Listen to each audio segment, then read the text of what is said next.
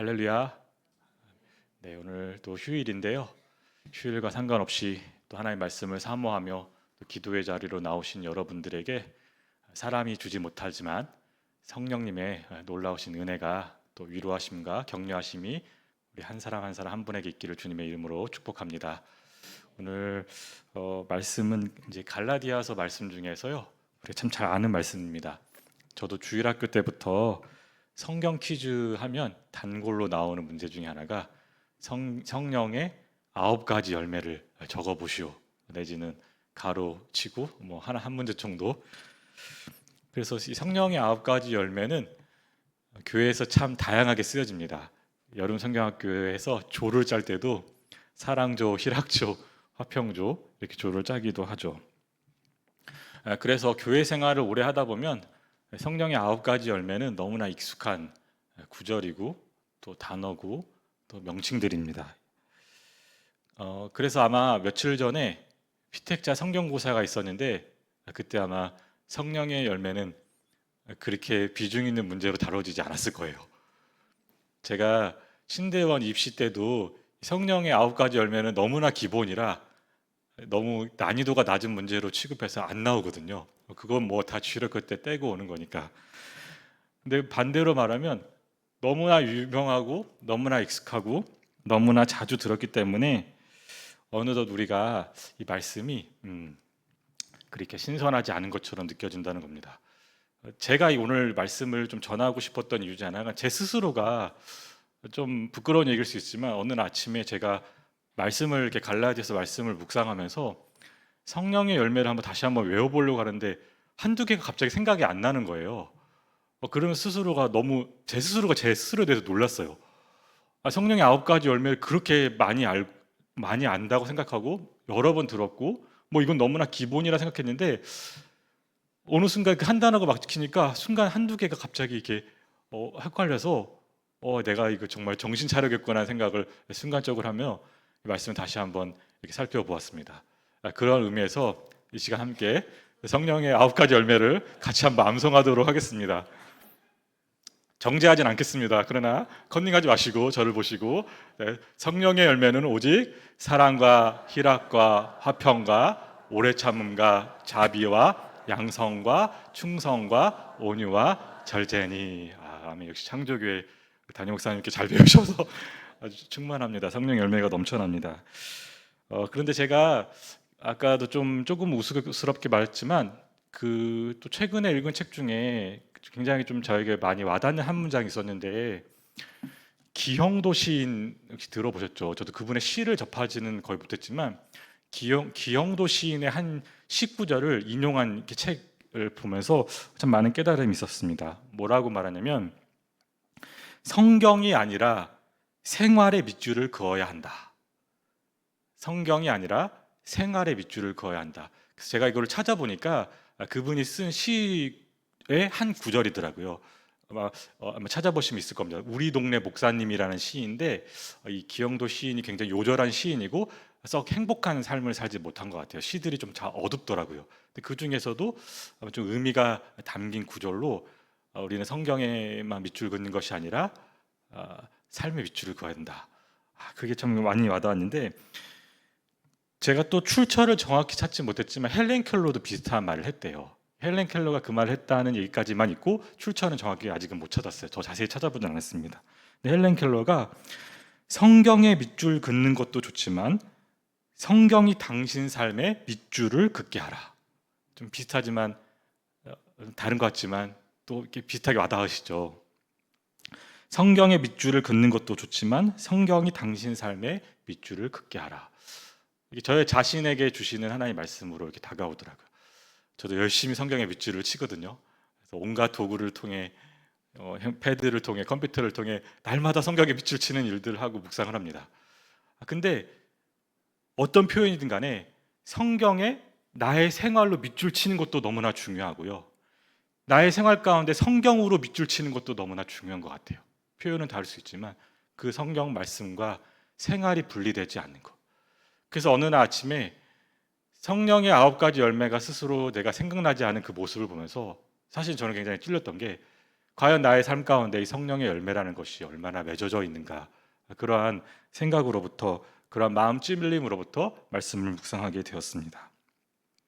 그래서 오늘 수요기도 시간에는 우리가 성경의 생활로 밑줄을 긋는다는 그 마음으로 성령의 열매 본문이 담긴 갈라디아서 말씀을 잠시 나누려고 합니다. 너무나 익숙해서 너무나 이상적이라 생각해서 이 성령의 열매를 보면 우리 힘으로 못할 것이 너무나 명확하거든요.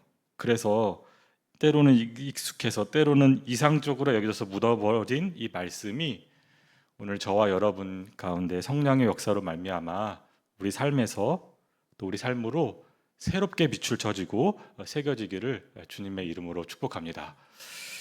여러분, 한번 22절 말씀을 한번 보십시오. 22절 말씀을 보면 이렇게 시작합니다. 5장 22절, 오직 성령의 열매는, 우리가 보통 성령의 열매 이 부분을 생각했을 때 우리 나름대로의 그림이 있잖아요.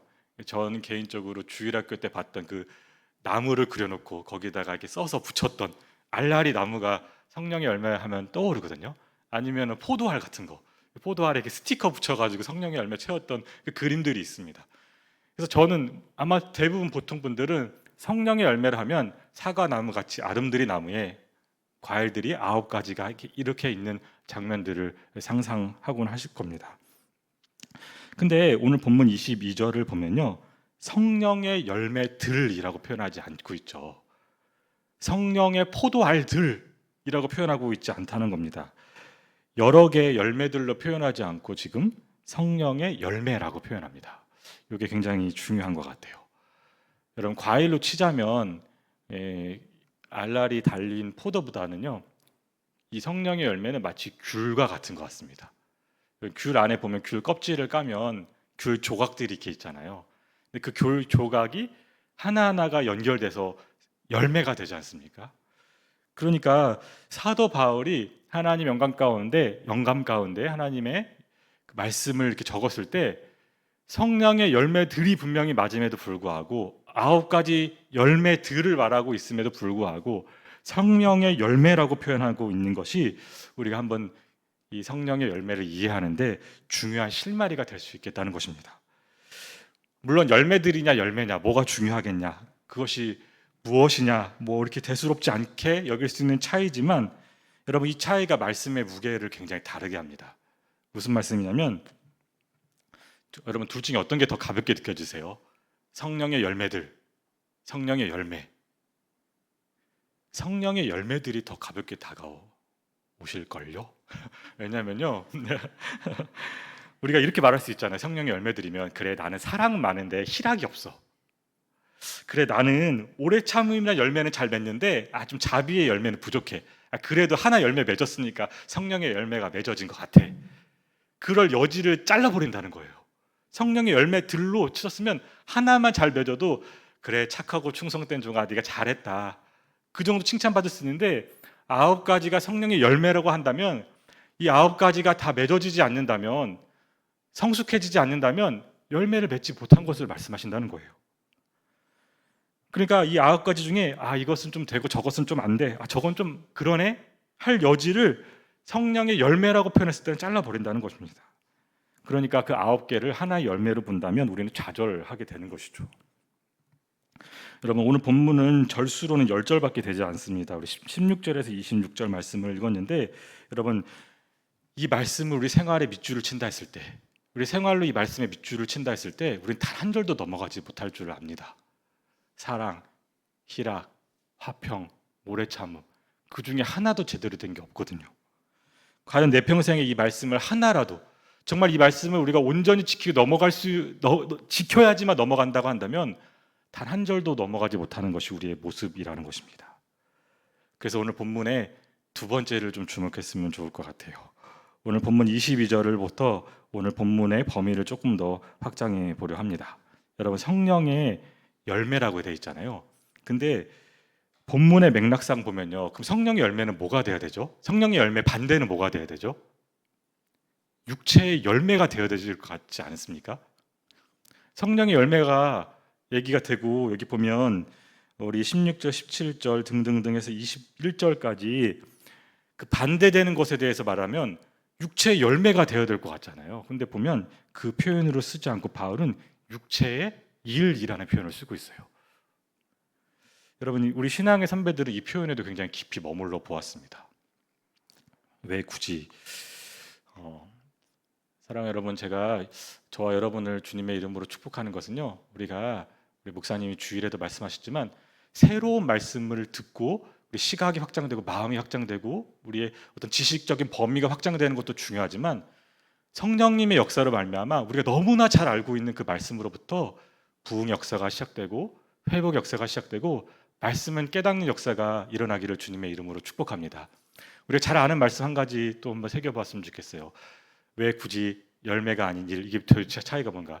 여러분 너무 잘 아는 말씀 시편 1편 말씀 한번 떠올려 보셨으면 좋겠어요.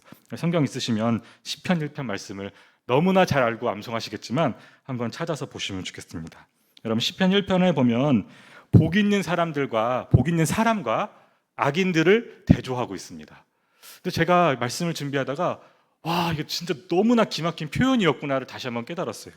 여러분 1절에 복 있는 사람은 어떻게 표현하죠? 복 있는 사람은 1절에 하고 2절에 오직 여호와의 율법을 즐거워하여 그의 율법을 주야로 묵상하는도다. 우리 3절 말씀 같이 한번 읽겠습니다.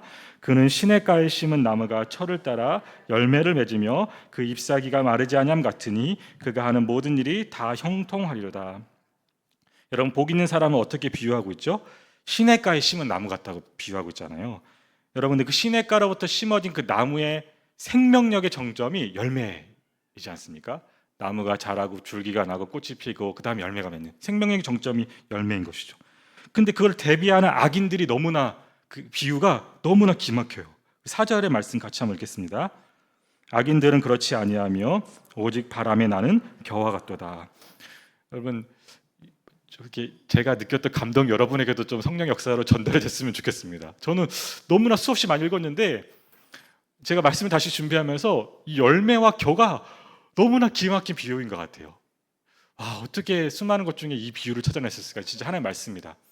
열매는 생명력이 넘치는데 여기 겨 한번 생각해 보십시오. 한쪽에는 충만한 생명력이 있고요, 한쪽에는 진짜 아무런 생명력이 없는 겨예요. 겨 날아가는 것들. 그런데 오늘 본문 3, 4절에 보면 이 악인들을 겨에 비유합니다. 바람에 의해서 혼란스럽고 분주해서 이리저리 흩날리고 화려한 것 같지만 아무런 생명력이 없는 겨와 같다고 말하는 것이죠. 여러분 오늘 본문을 다시 한번 이 두 가지 대조를 생각하면서 한쪽에 복이 있는 사람은 엄청난 생명력을 갖고 있고 이 악인들은 전혀 생명력이 없는 그 겨의 이미지를 가지고 오늘 본문에 다시 한번 그 열매를 보면 열매 앞에가 참 중요한 것 같아요. 이 열매가 무슨 열매죠? 성령의 열매잖아요. 성령의 열매. 여러분 시냇가에 심겨진 나무는요, 자기가 노력해서 자기가 어떤 각오를 해서 열매를 맺는 것이 아니라 시냇가에 심겨진 그 자체로서 열매를 맺습니다. 성령의 열매도요, 내가 어느 날 갑자기 내가 열매를 맺어야겠다, 내가 오늘 진짜 다시 한번 주님 앞에 결단합니다, 주님 내가 성령의 열매를 맺겠습니다, 내가 몇 월 며칠부터 몇 월 며칠까지 내가 사랑의 열매를 한번 제대로 한번 맺어보겠습니다 라는 그 각오로 맺을 수 있는 열매가 아니라는 것입니다. 왜냐하면 그 열매는 성령의 열매이기 때문인 것이죠. 성령의 열매는 성령님의 도우심이 없이는 열매를 맺지 못한다는 거예요. 그래서 오늘 우리가 성령의 열매를 보면요, 하나하나가 이게 사랑과 희락과 화평과 오래 참음과 자비와 양성과 충성과 온유와 절제, 하나하나가요 하나님의 성품임을 우리가 발견하게 되는 것이죠. 예수님의 마음임을 발견하게 된다는 것입니다. 제가 금요기도회 때 이제 금요기도회에서 같이 좀 말씀을 올해 이번 연도에 같이 나누신 분들도, 소망구역에서 나누신 분들은 제가 또 하나님의 성품에 또 큰 감동이 있어서 하나님 성품에 대해서 몇 주간 함께 말씀을 막 혼자서 막 뜨거워서 나눴거든요. 근데 출애굽기 34장 6절에서 7절을 보면 하나님께서 직접 자신의 성품을 드러낸 그 장면이 있어요. 여호와께서 그의 앞으로 지나시며 선포하시되 여호와라 여호와라 자비롭고 은혜롭고 노하기를 더디하고 인자와 진실이 많은 하나님이라. 여러분 오늘 성령의 열매와 하나님이 직접 본인의 이런 성품이다 밝히신 말씀하신 출애굽기 34장 6절과 7절을 비교해 보면 이 성령의 열매가 어떤 인간적인 노력으로, 인간의 어떤 다듬어진 성품에서 비롯된 것이 아니라 하나님의 성품임을 우리가 다시 한번 보게 되는 것이죠. 자비롭고 은혜롭고 노하기를 더디하고 인자와 진실이 많, 사랑과 희락과 화평과 오래 참음과 자비와 양성과 충성과 온유와 절제, 하나하나 다 하나님의 성품이라는 것입니다. 또 이 성령의 열매는 예수님의 마음이기도 합니다. 요한복음 1장 14절. 여러분 참 이 논문화 우리가 이 놀라운 말씀 중에 하나가 아까 출애굽기 34장 6절에 7절 하나님께서 하나님의 성품을 말씀하셨잖아요. 근데 예수님께서 그 이 땅 가운데 성육신하신 장면에서 사도 요한이 뭐라고 말씀하냐면 요한복음 1장 14절 말씀이 육신이 되어 우리 가운데 거하심에 우리가 그의 영광을 보니 아버지의 독생자의 영광이요 은혜와 진리가 충만하더라. 예수님이 하나님의 모든 성품, 여호와라 여호와라 자비롭고 은혜롭고 노하기를 더디하고 인자와 진실이 많은 하나님이라. 그 모든 것이 예수님을 통해 온전히 들어가는 거예요. 은혜와 진리가 충만하더라. 그러니까 이 성령의 열매는 사람으로부터 비롯된 것이 아니라 하나님의 성품이자 예수님의 마음이라는 것입니다. 여러분 성령의 열매를 딱 기억하실 때 꼭 이거 한 가지를 잊지 않으셨으면 좋겠어요. 성령의 열매는 성령의 열매다. 성령의 열매는 나로부터가 아니라 하나님께로부터 맺어지는 것임을 우리가 분명히 해야 된다는 것입니다. 마치 우리 예수님의 십자가 구속의 은혜와 같이 아무런 자격도 없고 아무런 소망도 없는 자인 우리에게 하나님께서 오직 은혜로 더하여 주시는 것이 성령의 열매라는 거예요. 그래서 오늘 본문에 보면 성령의 열매는 성령님이 맺게 하신다는 말씀들이 계속 나와요. 16절 성령을 따라 행하라. 18절 성령의 인도하시는 바가 되면, 25절 우리가 성령으로 살면 또한 성령으로 행할지니. 여러분 한 가지 나누고 싶은 것 중에 하나가, 여러분 창조교회가 한 4년 5년 됐잖아요. 창조교회가 여기 이곳에 세워지고 지금까지 공동체를 이루어 이 모습으로 있다는 것이 하나님의 놀라운 기적임을 믿으시죠? 이 하나님의 놀라운 기적이에요. 저는요, 저뿐만 아니라 모든 교육자가 또 우리 모든 성도님들이 동일하게 고백하겠지만, 교회가 세워지고, 이 표현이 적절한지 모르겠어요. 교회가 세워졌을 뿐만 아니라 그것이 잘 유지되고 지속되는 것, 그것이 정말 하나님께서 살아서 역사하신 증거라고 여겨지는 그런 시대를 우리가 살아가고 있습니다. 10년 지났다가 교회가 흩어질 수도 있잖아요. 20년 지나고 교회가 없어질 수도 있어요. 그러나 30몇 년이 될 때까지 이 교회가 세워졌다는 것이 하나님께서 살아서 역사하신 증거들이라는 것입니다.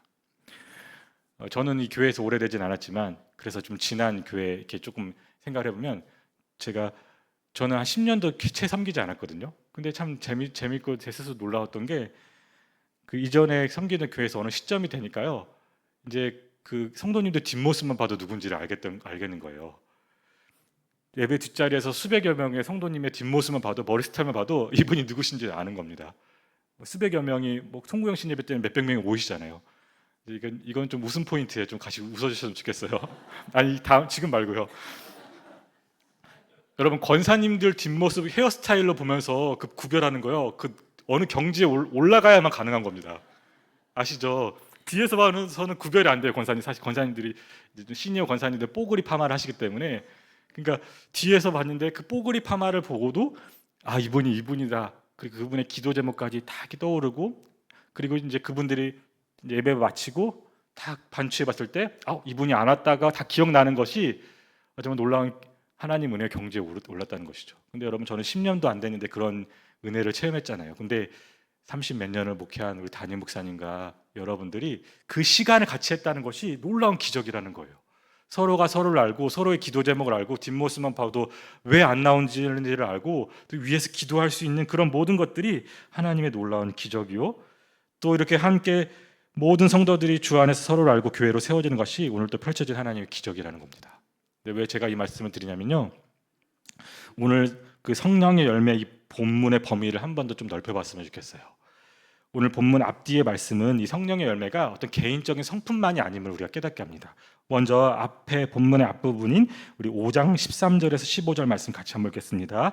형제들아 너희가 자유를 위하여 부르심을 입었으나 그러나 그 자유로 육체의 기회를 삼지 말고 오직 사랑으로 서로 종노릇하라.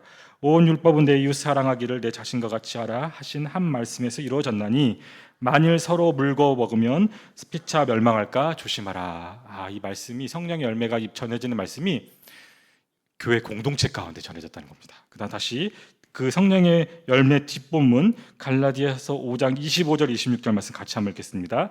만일 우리가 성령으로 살면 또한 성령으로 행할지니 헛된 영광을 구하여 서로 노엽게 하거나 서로 투기하지 말지니라. 서로 이 성령의 열매가 맺어지는 장소가 어떤 개인적으로 기도원 골방에 들어가서 기도하고 돌을 닦아서 득도하는 그런 성령의 열매가 아니라 이 교회 공동체, 예수 그리스도의 몸된 교회 공동체 안에서 서로 부대끼고 서로 때로는, 여기 보면 갈라디아 교회도 문제가 많았던 것 같아요. 그 가운데 맺어지는 것이 성령의 열매라는 것입니다.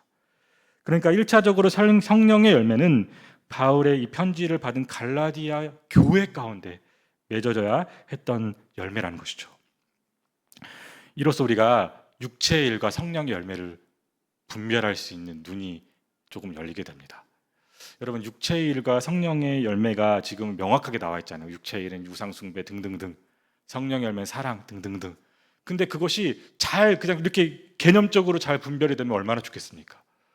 공동체 가운데 이게 도대체 뭔지를 모를 모습들이 펼쳐지거든요. 이게 정말 육체의 일인가? 성령의 열매인가? 근데 중요한 우리가 분별할 수 있는 기준은요, 육체의 일은 하나같이 교회 공동체와 서로를 갈라놓는 일들이 육체의 일이라는 거예요. 음행과 더러운 것과 호색과 우상숭배와 주술과 원수 맺는 것과 분쟁과 시기와 분냄과 당짓는 것과 분열함과 이단과 투기와 술 취함과 방탕함과 또 그와 같은 것들이라. 이 모든 것들이 어디를 향하고 있냐면 이것으로 인해 교회 공동체가 깨지는 거, 우리 구역이 깨지는 거, 우리 가정이 깨지는 거, 하나님의 아름답게 줄로 엮어진 그 줄이 끊어지는 것, 그 모든 것이 육체의 일이라는 것이죠. 그래서 갈라디아 교회 공동체에 주신 말씀으로서 성령의 열매는 단지 한 사람의 성품을 고치거나 어떤 윤리적인 태도를 바꾸거나 그 마음을 바꾸는 것을 넘어서 성령님께서 모든 교회 공동체에 부어주시는 생명력 있는 열매라는 것입니다.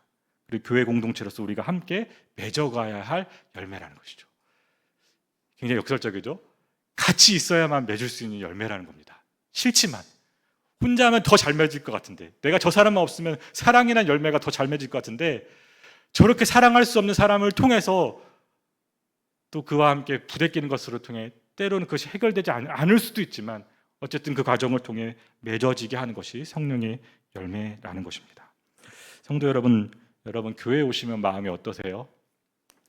이거는 제가 준비한 애화는 아닌데 그 되게 유명한 애화가 하나 있거든요. 실제 있는지 모르겠는데 아침에 엄마가 들어오셨을까? 엄마가 아들한테, 아들아 빨리 교회 가야지, 주일 아침이야, 빨리 일어나, 왜 교회 안 가? 엄마 교회 가기 싫어요. 그래도 가야지.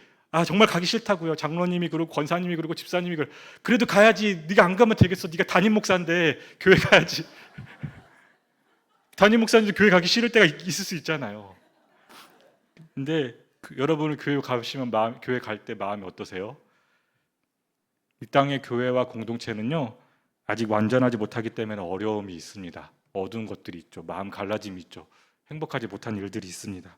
언제든지 육체의 일로 깨어질 가능성이 있습니다. 이 땅에 살아가는 동안 그건 해결되지 않아요. 주님 모셔야 돼요.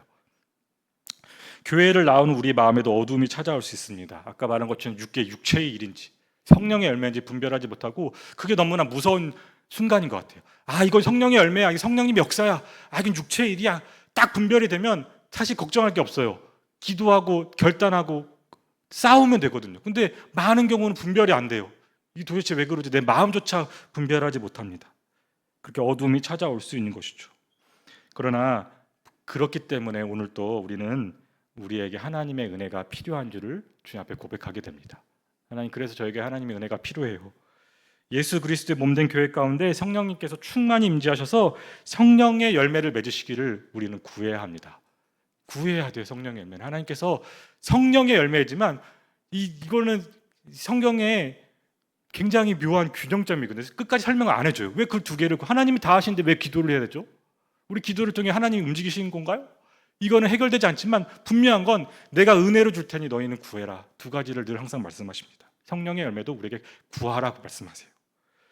성령님, 이 공동체를 통해 제 삶에도 성령의 열매를 맺어 주시옵소서. 사랑과 희락과 화평과 오래 참음과 자비와 왕성과 충성과 온유와 절제, 이 성령의 한 열매가 하나도 빠짐없이 우리 삶에 밑줄 쳐지게 해주시고 저희의 삶이 그 말씀에 밑줄 쳐지는 삶이 될 수 있도록 주님 도와주시옵소서. 그렇게 주님 앞에 간구하는 이 가을날이 되시기를 주님의 이름으로 축복합니다. 하나님께서 이미 성령님 우리 마음 가운데 계시고 성령의 열매를 맺게 하셔요. 그러나 동시에 이 공동체 가운데 성령의 열매를 맺기를 구하시는 창조교회 공동체 되시기를 주님의 이름으로 축복합니다. 제가 몇 년 전 접한 기사 중에 되게 의미 있는 기사가 있어서 좀 나누고 마무리하려고 합니다. 근데 얼마 전에도 기사가 한번 나서 좀 다시 한번 회자를 했는데, 여러분 아프리카의 사하라 사막 아시죠? 엄청난 세계에서 가장 큰 사하라 사막, 아무것도 생명력이 없어 보이는 그 사하라 사막과 브라질 아마존 열대 우림의 관계에 대한 이야기예요. 그런데 여러분 황폐하고 모래밖에 없어 보이는 그 사하라 사막 때문에 아마존 열대 우림이 울창해질 수 있대요. 어떻게 무슨 말이냐면 나사가 실제로 이제 그 위성을 다 찍은 사진들이 있어요. 사하라 사막에서 서풍을 타고 그 사하라 사막의 먼지가 4,300km 한 4천 몇백 킬로미터를 날아서 1년에 몇억 톤의 그 모래를 이 열대 우림으로 흘려 보내주는 거예요. 근데 그 모래 안에는요, 그 식물들을 울창하게 하는 인 성분이 많이 들어있대요. 아무런 생명력 없어 보이는 그 사막에 그 바람, 모래가 날아가면 그것이 열대 우림에 가서는 중요한 생명력을 자라게 하는 비료가 된다는 것이죠. 여러분 그 너무나 놀랍지 않습니까? 하나님의 자연만 봐도 하나님은 아무런 생명력이 없는 그곳에서로부터, 아무런 생명이 없어 보이는 그 장소로부터 생명력이 넘치는 그 장소를 만들어 가시는구나. 여러분 사하라 사막을 통해서도 열대 우림을 갖고 가시는 하나님, 여러분 우리 자신을 보아도 또 우리 이 세대를 보아도 훨씬 더 많이 듣고 보고 경험하는 것은 육체의 일 같아요. 그죠? 성령의 열매보다 육체의 일을 더 많이 보고 듣고 경험하는 것 같습니다. 우리 자신을 보아도 오늘 본문의 한 절 한 단어도 제대로 지켜내진 우리 자신의 모습을 보게 됩니다. 그러나 사하라 사막을 통해서 아마존 열대 우림을 갖고 가시는 하나님의 은혜가 저와 여러분 이 교회 가운데 있음을 믿습니다. 예수 그리스도의 은혜만이 우리의 소망입니다. 아버지 하나님의 사랑만이 우리의 소망입니다. 성령님께서 이 시간 또 우리 말씀을 함께 나눈 저와 여러분, 또 이 시간 이후로 우리 삶 가운데 우리 가운데 충만히 임재하셔서 우리 교회 또 우리의 성품 가운데 성령의 열매를 맺어주시는 이 가을날이 되시기를 주님의 이름으로 축복합니다. 주님이 그것을 격려하고 계세요. 가을에 다음 주도 사경회가 펼쳐지잖아요. 그 사경회 가운데 말씀을 통해 정말 성령의 열매를 이 공동체 가운데 함께 맺으시는 그런 기회로 삼으셨으면 좋겠습니다. 제가 주일날 목사님을 통해 그 결단의 찬양을 함께 했는데 오늘 또 박하 목사님 또 선곡하셨는데 우리 이 찬양으로 좀 말씀을 마무리했으면 좋겠어요. 성령의 새바람 이 땅에 동가서, 성령의 새바람이 우리 가운데 불어지기를 간절히 소망하는 마음으로 우리 기도를 담아 이 찬양 한번 주님 앞에 드렸으면 좋겠습니다. 이 땅에 동가서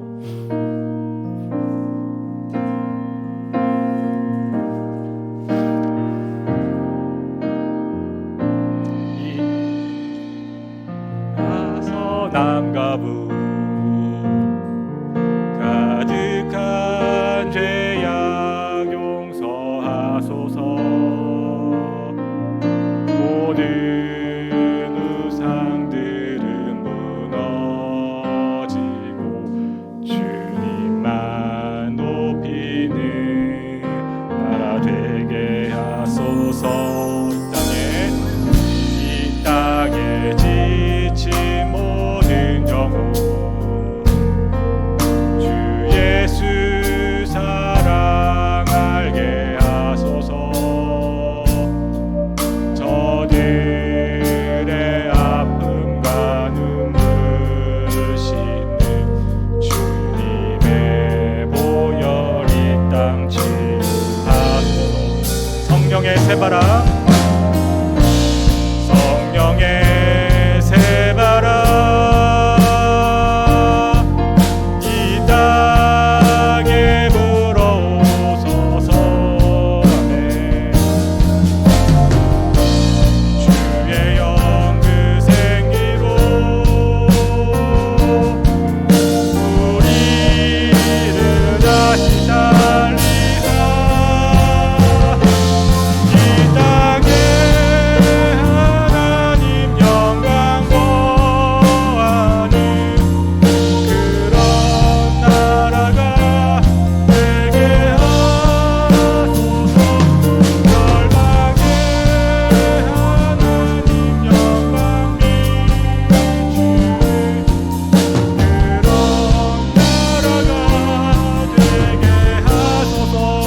한라에서 백두까지, 한라에서 백두까지, 백두에서 땅의 끝까지 주님 오실 길을 예비하며 주님만 섬기는 나라 되게 하소서. 이 땅에 주님 교회 위에 하늘의 생기 부어주소서. 열방을 치유하는 주 백성 주님의 군대를 일으켜주소서. 성령의 새바람 이 땅에 불어오소서. 주의 영그 생기로 우리를 다시 살리사 이 땅에 하나님 영광 거하는 그런 나라가 되게 하소서. 열방에 하나님 영광 비추는 그런 나라가 되게. 다시 한번 저희가 성령의 새바람, 성령의 새바람 이 땅에 불어오소서. 주의 영그 생기로 우리를 다시 살리사 이 땅에 하나님 영광이 거하는 그런 나라가 되게 하소서. 열방에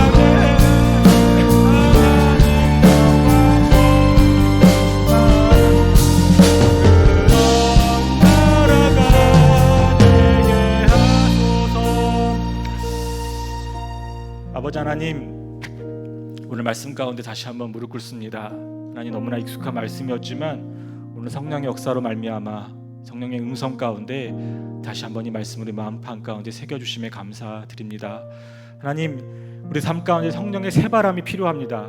무너져버린 우리 삶 가운데, 우리 공동체 가운데 오직 주님만이 소망이심을 다시 한번 선포하며 고백합니다.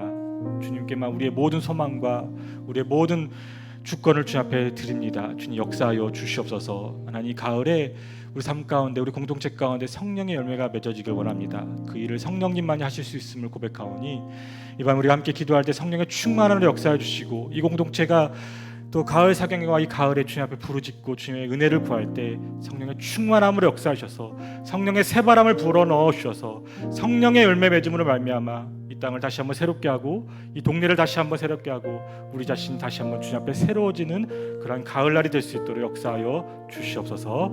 주님께 우리 모두를 올려드리며 예수님의 이름으로 기도드립니다. 아멘.